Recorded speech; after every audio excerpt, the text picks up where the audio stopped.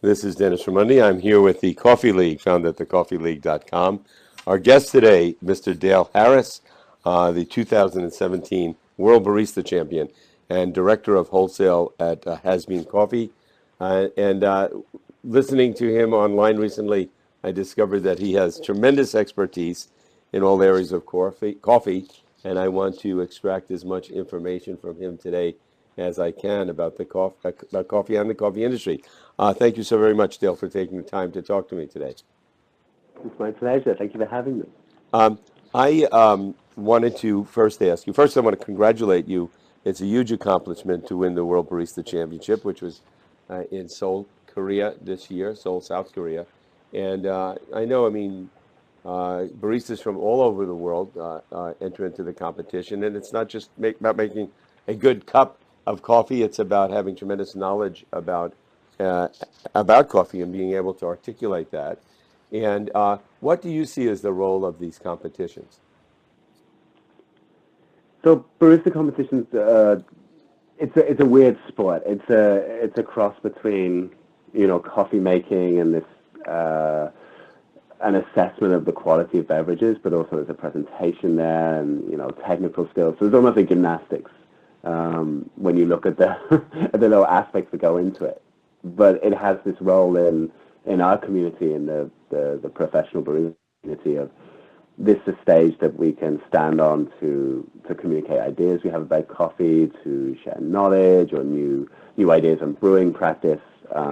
It's about as exciting as serving coffee behind a bar can be. Uh-huh.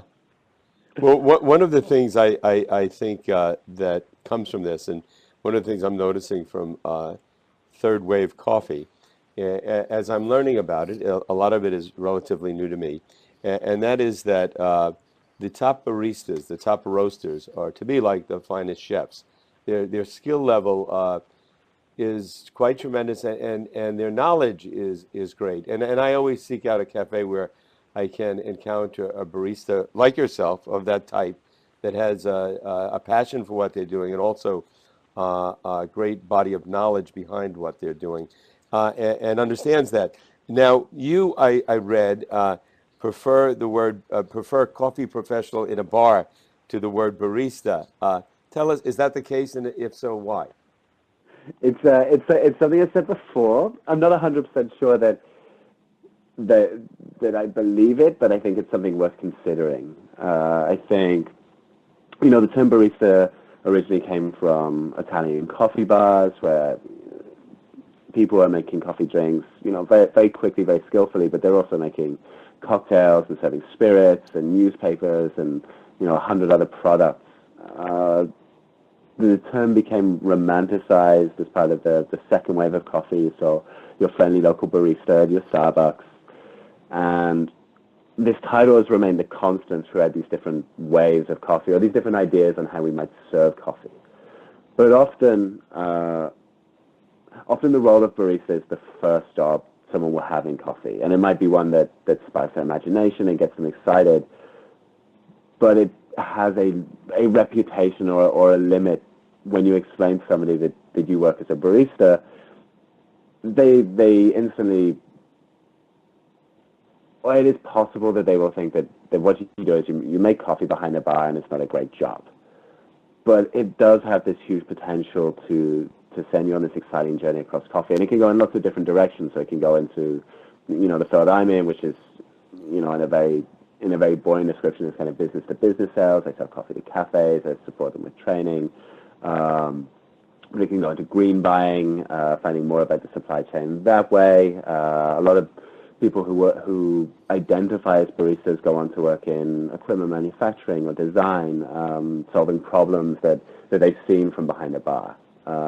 And as a lot of the work that we do as baristas, particularly around the mechanics of making coffee, begins to become automated, or machines will be able to take over some of the simple tasks, I think it's important that we think about that role in different ways and think about what that role could be in the future. Mm-hmm. What was your introduction to coffee? How did you come to the coffee industry?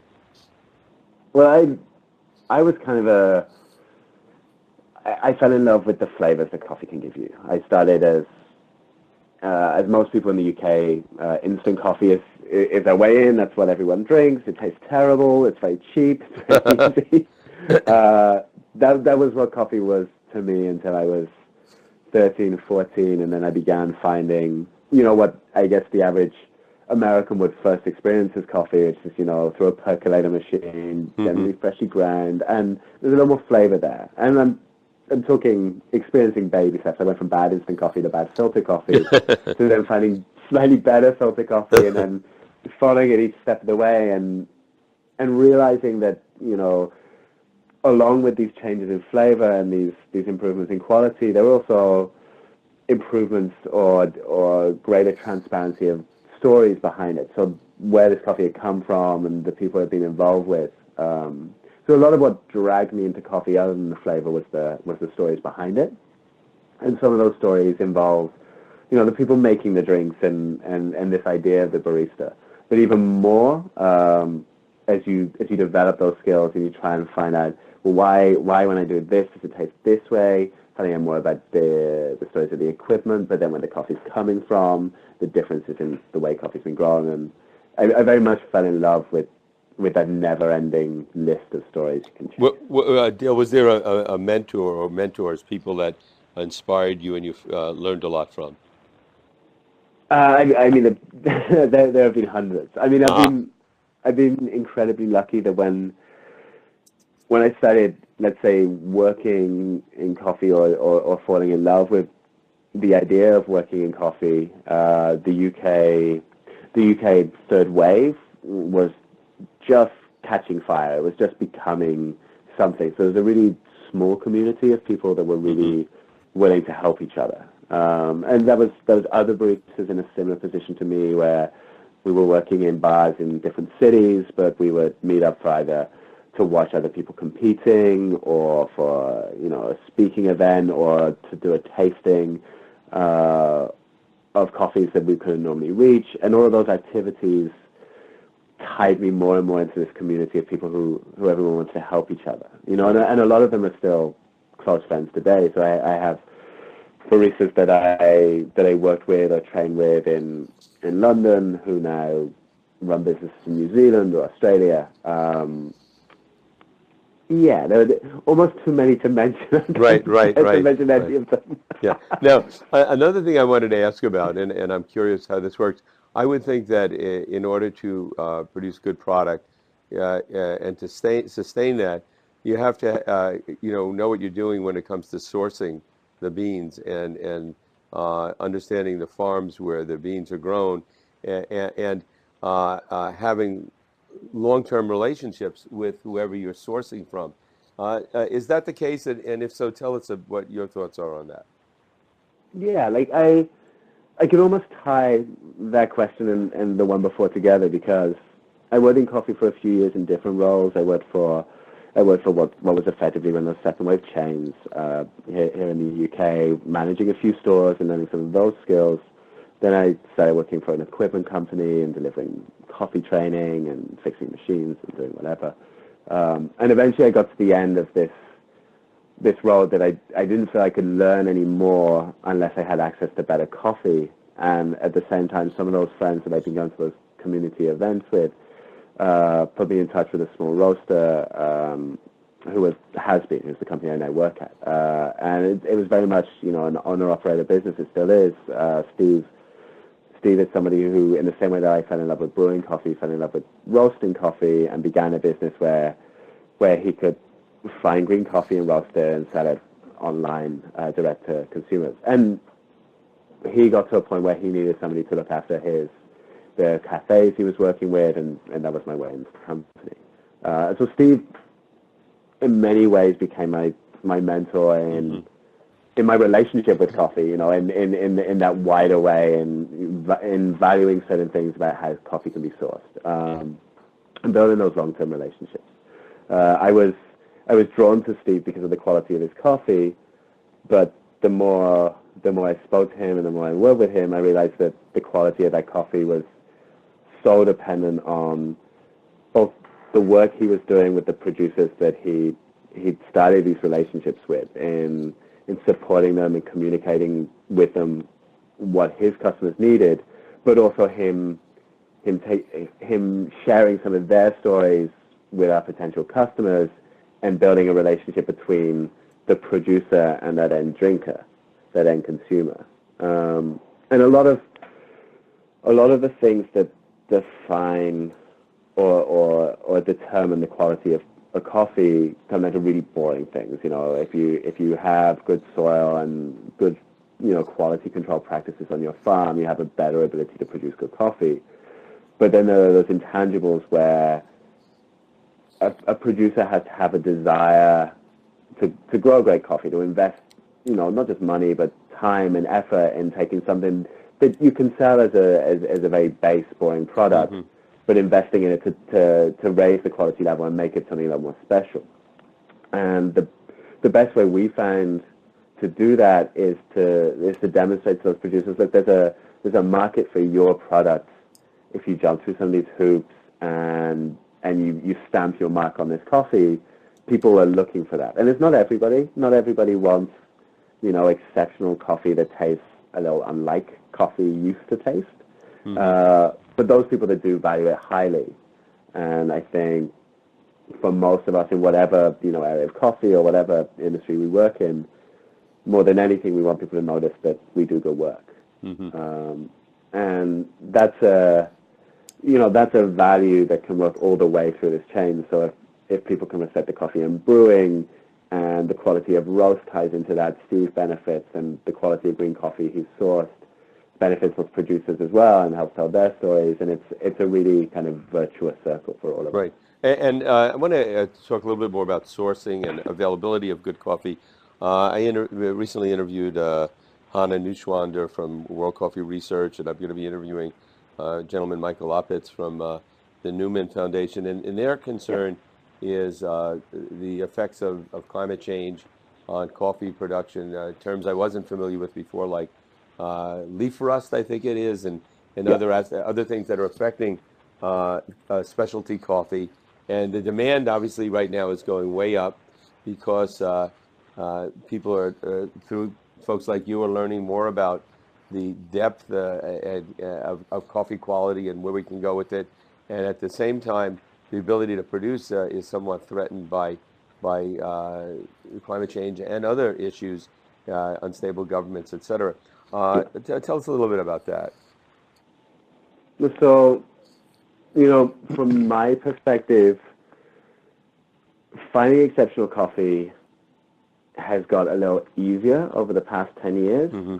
There are more ways of connecting with producers across the world that have developed over the past 10, 20 years. And there has been more, noise made about money being paid for better quality coffees and it being a more viable business and that kind of thing. But it's still touching just a tiny percentage of coffee producers. We're still talking about, and the percentage shifts and with different ways of gathering statistics, but between 10% and 1% of coffee production is regarded as specialty or quality.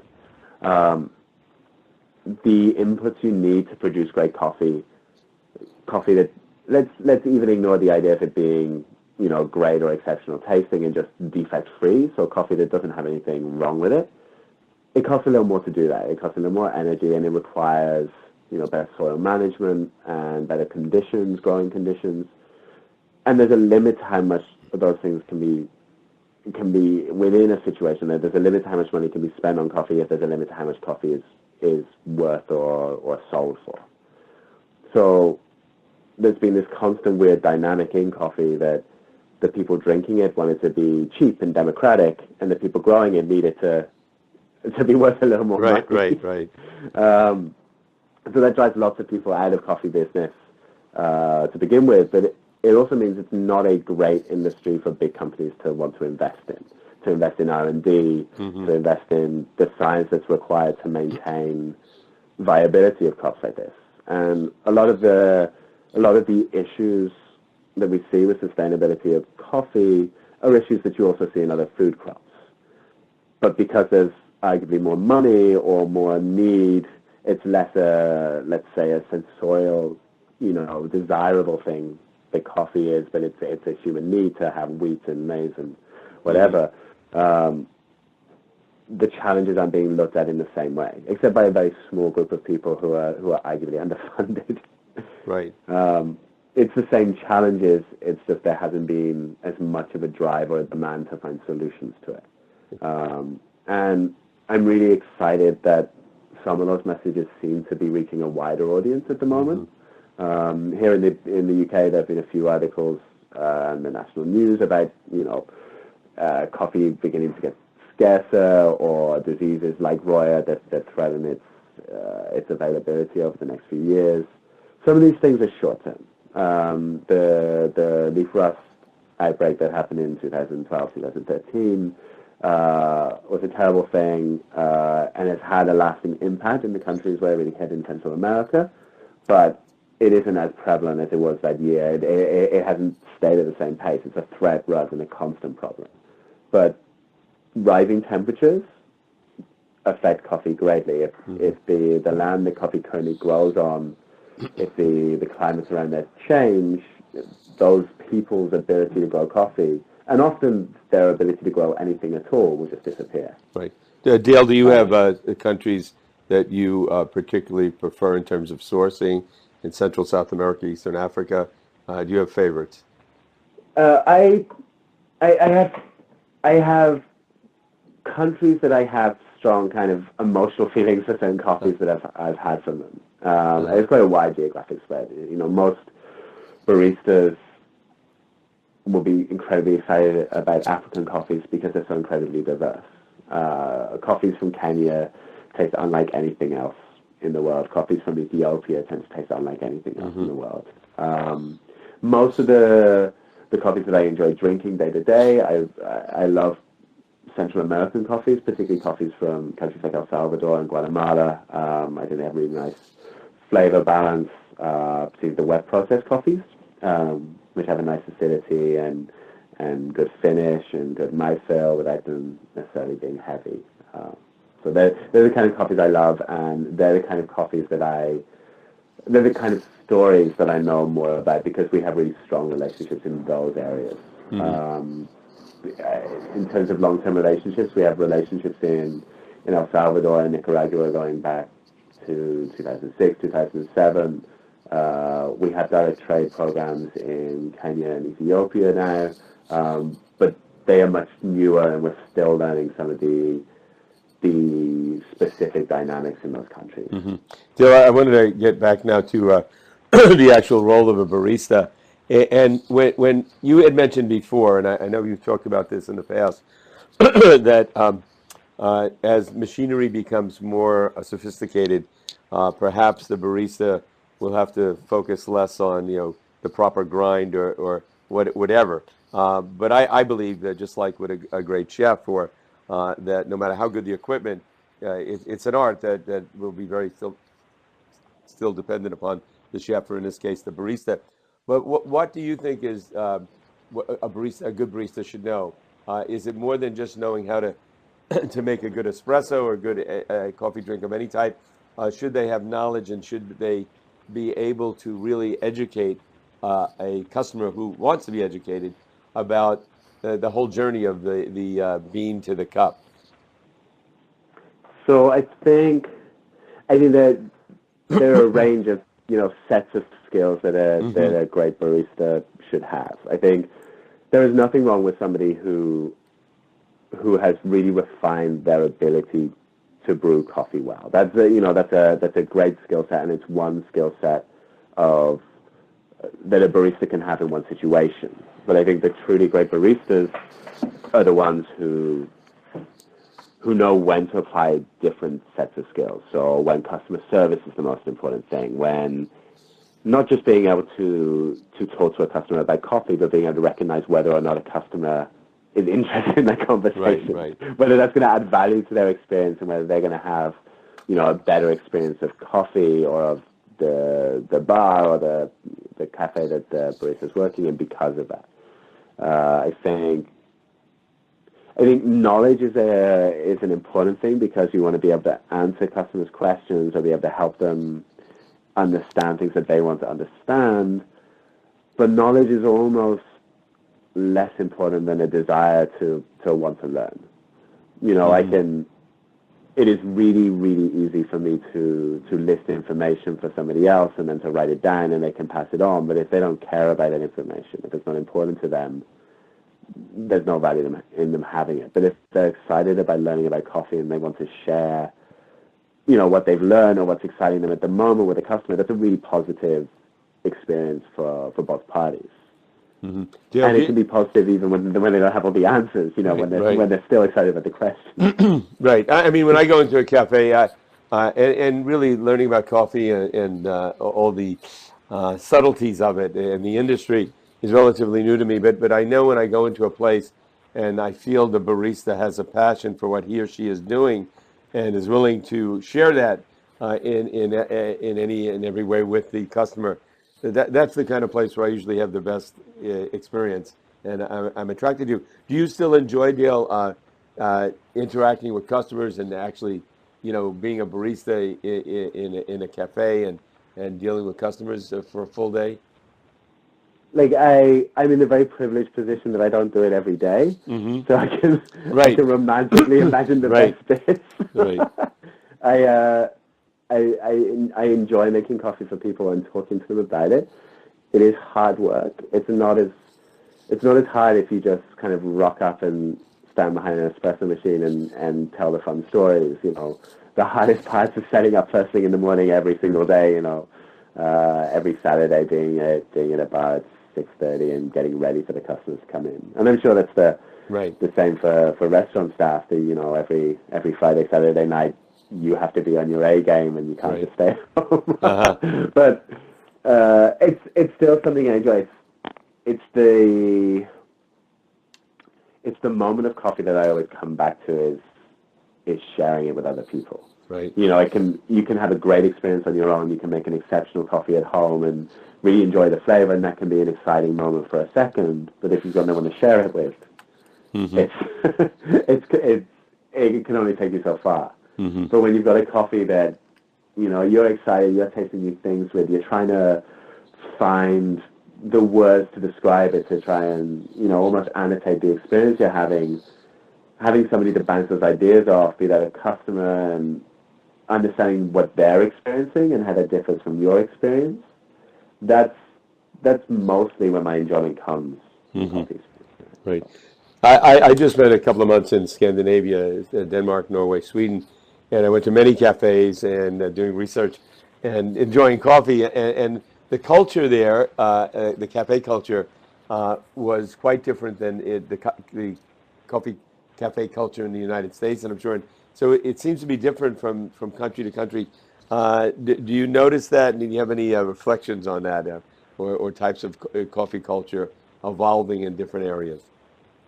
So I think, you know, the competition being held in Seoul was a little bit of an eye-opener, because most of my coffee career I've spent in the UK, and I've traveled a little bit in Europe, spent time with customers, spent time in the States, and I've seen slight variations in culture from place to place. You know, in some regions, food is much more important, and is, you know, the cafes have much bigger menus and much more, you know, beautiful spaces where people can sit and relax for longer. In Seoul, really small changes had a huge impact on how people seem to be drinking coffee. So all the specialty cafes there seem to open at, you know, 8:30, 10:30 in the morning, and completely missed that morning rush. That was not a thing there to queue up at 8 a.m. to get a paper cup of coffee. And I don't want to pretend that I understood the difference, but it was one that I found really interesting. It changed the pace of what was happening behind the bar. It changed it from being that frantic thing where this is where you make your money and this is where you work hard and you be quiet, to the whole experience was a little more sedate, a little more relaxed.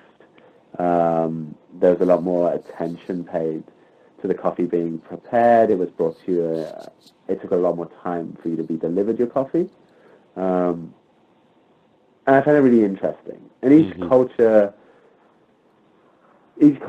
has developed its own rules, but then ideas bounce across different regions.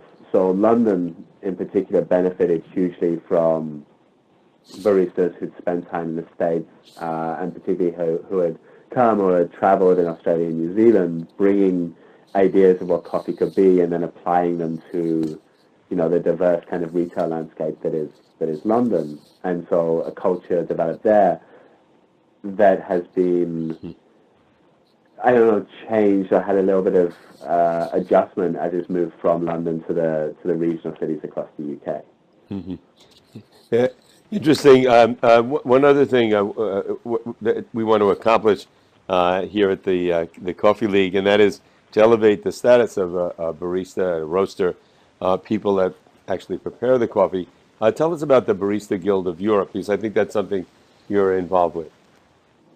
Yeah, so a few years ago, I think 2014 was probably our first camp event. A few baristas were brought together by what is now the Specialty Coffee Association.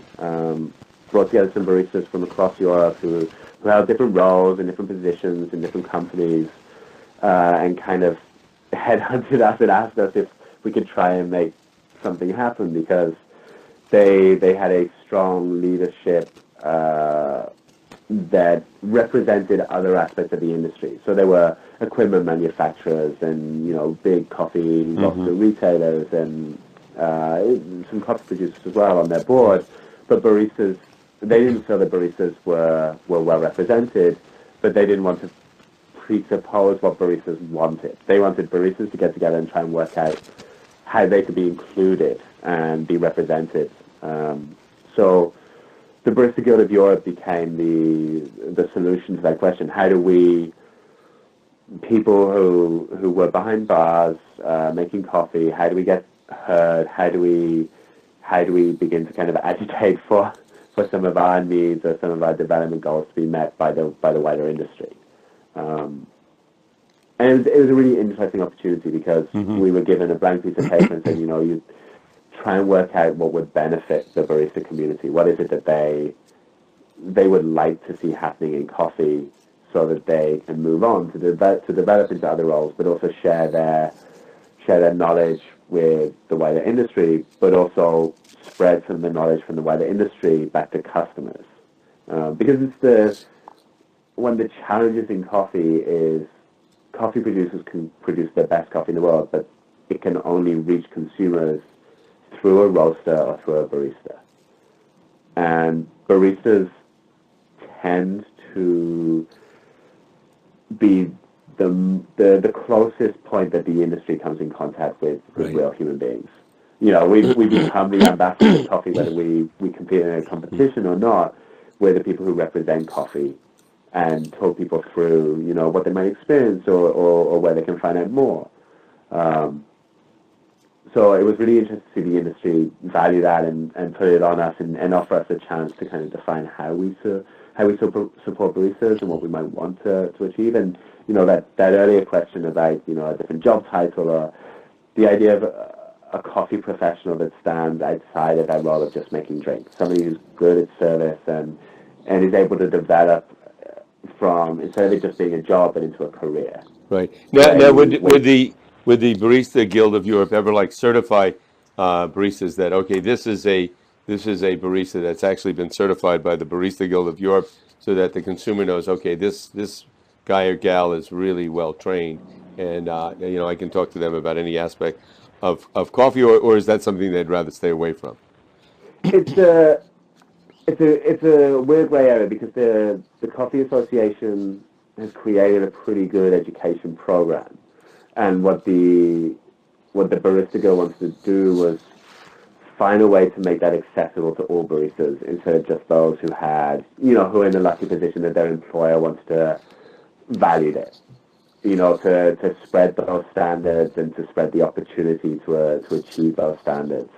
So some of it was bringing down the cost of those kind of qualifications and raising awareness of them, and making sure that, baristas in countries where there were less qualified trainers, that we could bring qualified trainers to them, or lower the cost of courses and things like that. It's not the only way that we we hope to engage with baristas. So we try to find other events where there wasn't just, let's say, formal education, but also creating events where baristas could just spend time with each other. In a way replicating some of those community activities that I benefited from when I first started working in coffee. All right. Finally, I want to ask you what your coffee consumption habits are. How do you drink your coffee in any given day? So I drink a good amount of coffee. I drink a healthy amount. I start every morning with a brew of normally a Chemex, a couple mugs of coffee. First one is normally a slow one after the dog walk with some breakfast, and then I get into the swing of it. But I drink a lot of filter coffee. Espresso tends to be something that I normally work with for a reason. I'm either testing a blend or getting ready to do training with people or tasting a coffee in a very particular situation so that I can, refine it or work on a recipe with a customer or something like that. I rarely make espresso because I really fancy that right now. That's something I'd enjoy making. If I'm out and around, I would normally drink espresso and milk drinks because, in terms of short conversations, that's a nice thing to have when you're in a new city. You can experience the coffee culture pretty quickly that way. Very good. Any final points you'd like to share with our listeners today? I think thank you for coming on the journey and wanting to know a bit more about coffee. It's a really wide field, and I think the more we as an industry can encourage people to look beyond just what's in their cup, but some of the factors that fed into what makes it taste the way it does, the more excited I am to be a part of it. So that's what I'd like some of your listeners to do. The next time they order a coffee and it tastes a certain way, or they notice something about it, ask their barista the question, I'm tasting this. What's going on there? Because almost always the barista has an interesting story to tell you. Great. And does Has Been have a cafe in London? We don't actually. We do. Our main presence is online retail. We have a few cafes we work with across London, across Europe. We serve our coffee, but most of our business is, roasted coffee delivered to your door. So Great. That's hasbeen.co.uk. Fantastic. Thank you so very much for your time, Dale. Fantastic, Dennis.